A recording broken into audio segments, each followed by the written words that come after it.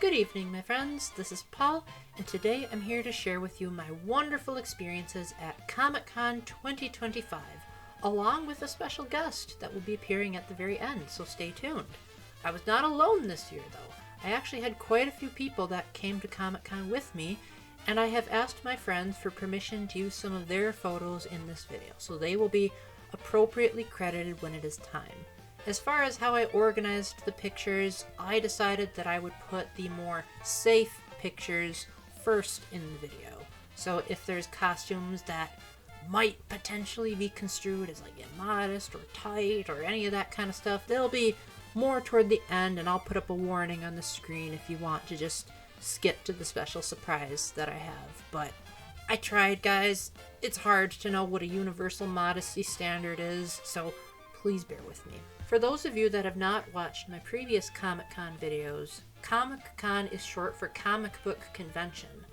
And basically, the folks rent out this gigantic showcase center to have a whole bunch of booths with artists and comic book writers and celebrities, and you can just go up and meet them. You can buy special merch that you really can't get anywhere else. And there's usually a lot of people dressed up in cosplays, although not everyone cosplays. Just in case you're the type that's like, I have no creativity, so I can't cosplay. Don't worry, neither do I. I cannot cosplay either. But people really did like my Mario Kart t-shirt that one of my viewers got me from Super Nintendo World, and that was a great way to start conversations. So if you ever want to go to a convention and you're really shy and don't know how to approach people, wearing a shirt with something that you love on it is typically a great place to start. And typically, people who dress up are usually really nice and really loving when you talk to them about their interests. So for example, when I saw a girl who was dressed up as Link, I was able to start a conversation about Twilight Princess with her. And so that's another great way that you can possibly even make a lasting friend. I basically had only 3 goals going into this Comic-Con and decided to just go from there and not try to overplan. And my goals were meet the celebrities, get as many pictures with cosplayers as possible, even if I didn't understand the reference, which most of the costumes I did not understand the references.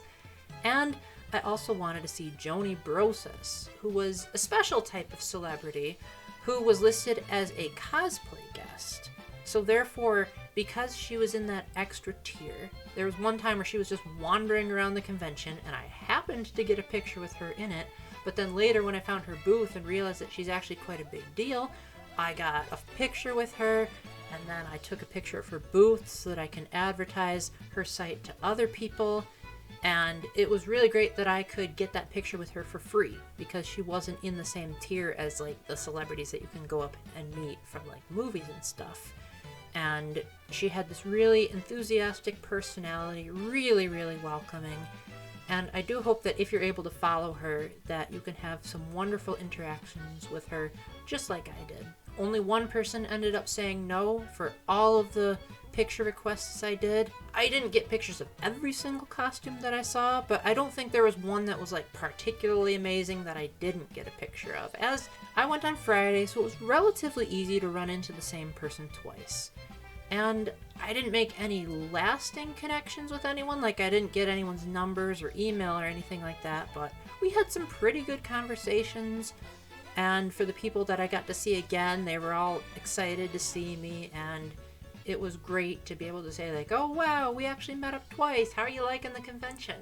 Now as far as the celebrities, I got to meet Steve Burns, Allison Court, and Todd Habercorn. And the experiences that I had with them were a bit varied. First we went to Steve's line, and we basically had to go to Steve's line pretty much immediately after my friend Megan showed up, because his line was already packed, and we had gotten there right on time too, just to make things even more annoying. And we waited in his line for an entire hour. But the entire thing was worth it, because there was a guy behind us who was really nice, and Teresa and Megan, my 2 friends that were with me, both really liked his costume, and I eventually got a picture with him in it, and he was so much fun to talk to. There were other people in the line near me that I loved getting a chance to talk to and get pictures of them, and if people were outside the line when I liked their costume, I was usually able to shout out, hey, can I get a picture of you? And all of them obliged. Now, as far as actually meeting Steve himself, I had mixed feelings about it, because I had heard a lot of things about how Steve Burns is a relatively shy person, but yet he's always so warm and respectful toward his fans, and I got that impression from him. My friend Megan had paid for a selfie with him, not to be confused with a photo op. Basically, she would just hand him his phone, he'd hold it out and get a picture with all of us in it. And she was allowed to take me and Teresa into the picture with her. So as a result, the moderator told him ahead of time, like, okay, these guys want a picture. And so we approached him, and we each gave him a fist bump, and he asked each of us for our names individually, which I thought was nice. I was like, oh, okay, so he doesn't want to just see us as a collective group of fans. He wants to greet us by name. And then he said, hey, my name's Steve. As if we didn't already know that, but that was still nice that he was willing to still give a casual intro despite his popularity. We didn't really get a chance to actually talk to him too long, because I think he wanted to make sure that we got our selfie, and he probably was also trying to be considerate of all the people behind him, so I didn't get to ask him as many questions as I would like, but I did thank him for his performance in Blue's Clues, and that it was wonderful to meet him, and I think he really liked that. Next up, I met Todd Habercorn, but I'm not going to talk about him just yet, because I want to talk about Allison Court, because personally, I wasn't the biggest fan of meeting her. Like, she was nice, don't get me wrong, but she seemed like she was kind of more matter-of-fact than I was expecting. She answered my questions in such a way that she gave quite a lot of detail, and normally I'm a very detail-oriented person, so of course, I get it. Like, I'm the type of person who's going to describe the carpet if you ask me what was the retreat center like. So I can understand that to an extent, but sometimes it's not always very fun when you're meeting a celebrity. Like, you kind of want to get the impression that you could hang out with a celebrity, and I didn't really get that impression with her. Still very glad that I did get to meet her, and that her line was by far the shortest, as there were only 2 people ahead of me. But, I don't know, based on what I had seen her in, I had kind of hoped for a bit more. Now, Todd Habercorn, on the other hand, that was by far my favorite line to stand in, because for starters, I had people to talk to pretty much the entire time. Like, I loved the people dressed in costumes. There was one person who was in the VIP line who noticed my t-shirt that had Mario Kart on it. And he shouted, "Dude, I love Mario Kart! What are your thoughts on Mario Kart World?" And just in case this video goes out before the Switch 2 comes out, yes, I do have the Switch 2 pre-ordered. Yes, I got the Mario Kart World bundle. No, I will be not doing a special video for an unboxing, but I do have a compromise in mind. Part 1 of the compromise is already out, so stay tuned for part 2. And generally it was just very easy to start a conversation in the line, and it was just so cool to see someone that I knew from some of my favorite video games up in person.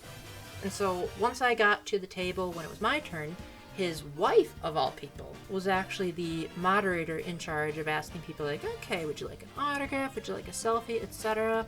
And I just said, yeah, I'm here to just get to meet him and ask a question. He said, oh, Todd is such an open book. He's really easy to talk to. You can talk to him about anything.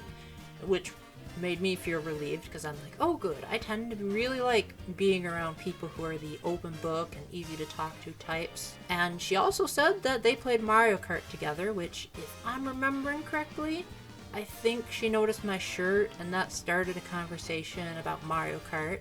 So then when it was my turn to meet Todd, I started out by asking him how he was, and he was like, yeah, these time zones are getting me a little bit tired. I might need to have an energy drink, even though he did seem like he was quite full of energy. From what I was observing from the people that saw him before me, I got the impression that he wanted to personalize every single encounter with his fans, and he was relatively expressive, maybe not as exuberant as, say, Charles Martinet was, where the man's whole body was like waving and expressing himself, but he struck me as probably an extrovert.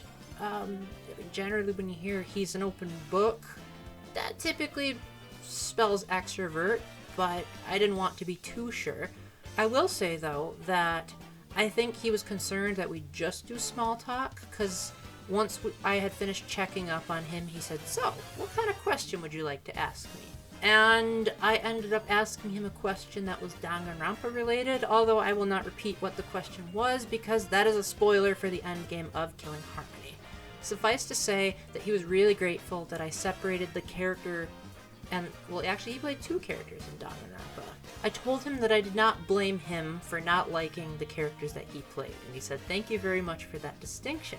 He also might have accidentally dropped a tidbit of information that he shouldn't have said, because he said, hey, there's a Nintendo game coming out that I'll be providing the voice for. I said, well, I'm guessing you can't disclose it. He's like, yeah, you're correct, but it will be coming out on the Switch or Switch 2, so you'll be able to play it. So we will see what epic game that ends up being. If it turns out to be Donkey Kong Bonanza, that'll just be incredible. And he struck me as the type of person that I would really like to hang out with, and I probably would have if it hadn't been for the line. At one point, he mentioned that he was impressed that I was able to get a Switch 2 pre-order, and he was like, dude, even I don't have a Switch 2 pre-order yet. So I said, you might as well use your celebrity perks to be able to get one.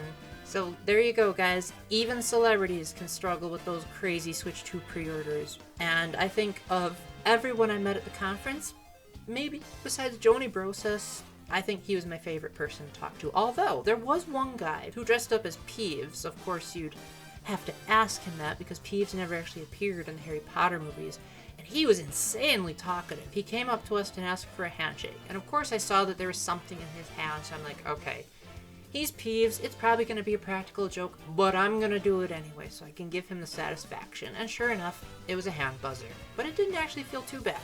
It just felt like a little bit of a jolt of electricity, but nothing like that would shock me. It actually made me laugh more than anything. And my gosh, that guy was like a mile a minute with his talking. He was constantly asking us what were our thoughts on the upcoming Harry Potter TV show, and he talked about his experiences with going to like Harry Potter conventions, and people would like respond to him in character with whoever they were cosplaying as. And he struck me as possibly even more extroverted than Todd Haberkorn, which is saying something. And he also photobombed one of my pictures, which you'll eventually see in this video at some point. I haven't scripted out what order the pictures will be in yet as of the time of this recording. So overall, there's not too much more to say about Comic-Con that I haven't already said in past videos. It was just a giant convention center, so lots of open space. It was a Friday that I went, so of course it was not quite as packed as Saturday and Sunday. Last year I went on Friday and Saturday was kind of miserable. It was insanely crowded and insanely loud, and there were times where I did feel like I was packed in on all sides, but this year that never happened, and I felt like it wasn't even that loud, which normally I don't like groups, I don't like crowds, I'm more of a one-on-one type of guy, but I was pretty alright this particular Comic-Con, because whatever thing that they were using to like filter the air or do air conditioning or whatever it was, the white noise that that thing was making canceled out the noise of the crowd. And so it never felt too overwhelming. Now my feet were absolutely killing me by the end of this. I had thought that I had brought good walking shoes, but apparently I was dead wrong. Although deciding to stay there the entire time from beginning to end probably was also the culprit, because we got there at about noon, which was right when it opened, and we left right when it closed, which was at 7. So that's approximately 7 hours of being on my feet. Although I was fortunate that I was able to sit down a few times, so it wasn't all bad. And like I said, there were people with me. Megan and Teresa were both there from my home state, and from out of state we had none other than Esabelle joined us. That's the special guest I have going forward, if that incentivizes you to stick around. She also brought her sister, her brother-in-law, and her boyfriend. Yes, she has a boyfriend, so please stop harassing me in the comments. All of you that somehow think that just because we get along means that we're romantically involved. I'm so happy that we did not feel like we needed to stick to each other the whole time, and in fact, we actually hardly interacted at all. Mainly, we just met up the first time to take pictures with each other, and then we met up again to leave, and that was about it, because we had completely different priorities. But she seemed to really enjoy herself. She said that she liked the artwork, and she liked the common interest of all of us geeks gathered together. And I would agree. I liked the art, I liked the vendors. Wasn't paying too much attention to them, because I would prefer to get the costumes and the celebrities, but I feel like I got all that I wanted from that particular Comic-Con, and really, how much more can you ask for? So with that, I'm going to leave it here. I hope you will enjoy a little treat that I have for you. I have an excerpt from the vlog of meeting Esabelle that I haven't quite released yet, and I am going to release this video first, so consider it a little bit of a preview of what's to come. So with that all ends it from me. I hope you all enjoyed the video, and until the next time, remember to keep the faith, stay epic, and God bless. Over to you, Paul and Esabelle. Hello again, my audience. We are back from a very jam-packed day of Comic-Con. We didn't actually spend a whole lot of time together, so a lot of what we are going to be sharing here is going to be the first time for both of us. So overall, for those of you that don't know what Comic-Con is, it's short for Comic Book Convention. And it's basically a place where a lot of artists, a lot of comic book creators, a lot of celebrities come together and just geek out about anything that could be considered a fandom. Mm-hmm. Would you like to tell the audience what was the overall vibe you got of what Comic-Con was about? There was a lot of energy, and I really enjoyed being around all of the art. I really enjoyed seeing all of the craftsmanship, and oh man, it's so lovely getting everybody who has these common interests together, and all the costumes are also great, which I know you're crazy about that. I'm sure you got pictures of people that I did not even see. Oh, I got a ton of pictures. I think I got probably as many pictures today as I did both days of the previous con combined. Oh my goodness. I think. I haven't checked yet, but I'm pretty sure it's a lot. Mm-hmm. So you didn't meet any celebrities, right? No. I did not meet anybody. So would you like to tell the audience what you did end up doing? I was with my boyfriend the whole time. She has. Mm-hmm. We haven't actually announced that you have a boyfriend yet on this channel, so no. You're hearing it from her first. Mm-hmm. You want to quickly point the camera over there? He doesn't. Do you consent?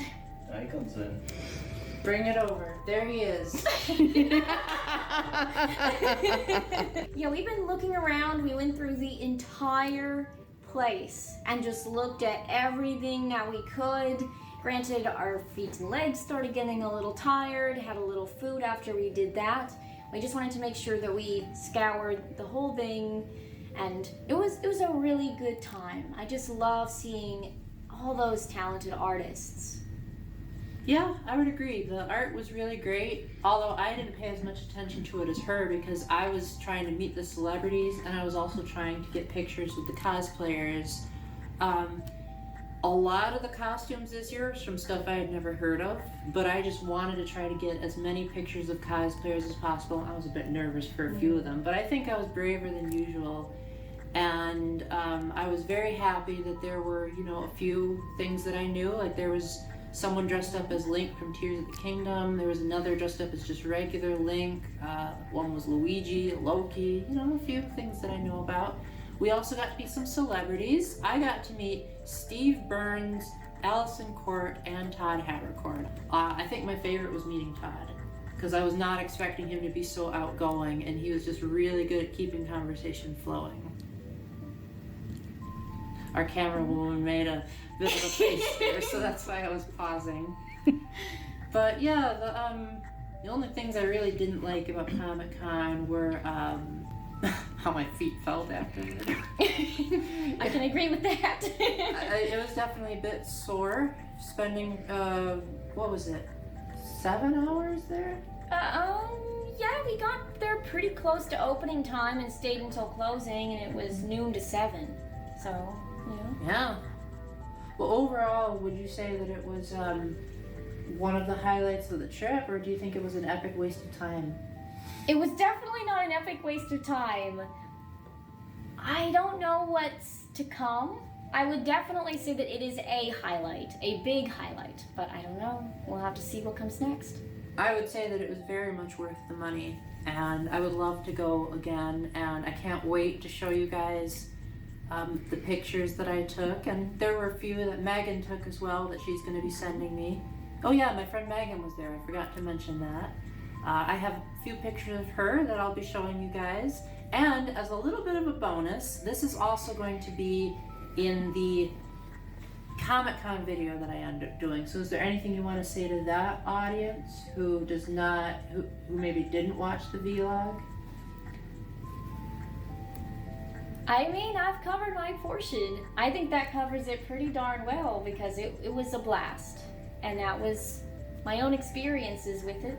Pretty well covered in this. Well, I know this is probably going to sound cheesy, but even though she and I hardly spent any time together at con, like we had completely different priorities, I was still glad that we were able to be there the same day and be able to like share each other's experiences, and some of them were intersecting. Like, you know, we both saw good art even if it wasn't like side by side, and I think you were probably happy that I was happy that I got to meet the celebrities and that you could like see the booths where they were at You've been looking forward to that for a while. Yeah. And it's just cool to be able to say, like, yes, this is the third time I've seen her in person, but it's the first time that we've done Comic-Con in one of these visits. Yep. Mm-hmm. And is there anything you want to tell the audience if they're nervous about going to Comic-Con or an anime convention, like any survival tips or like things to prepare for? Bring comfortable shoes. I was just gonna say the same thing. That's a big thing. Bring comfortable shoes, bring money with you. If you're interested in anything, bring plenty of money. They can get a little costly, you might get hungry. And just have a good time. Lean into the things that you're into, the media, books, games, whatever you're into, lean into it. So if you're my friend, should I be leaning on to you? No.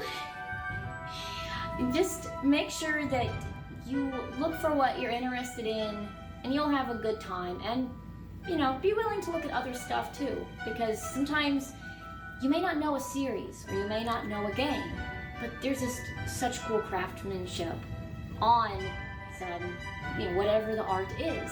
So just look at everything, but definitely hone in on what you're mainly interested in. Yeah, I would agree. Like, some of the best cosplays that I saw were from series I had never heard of.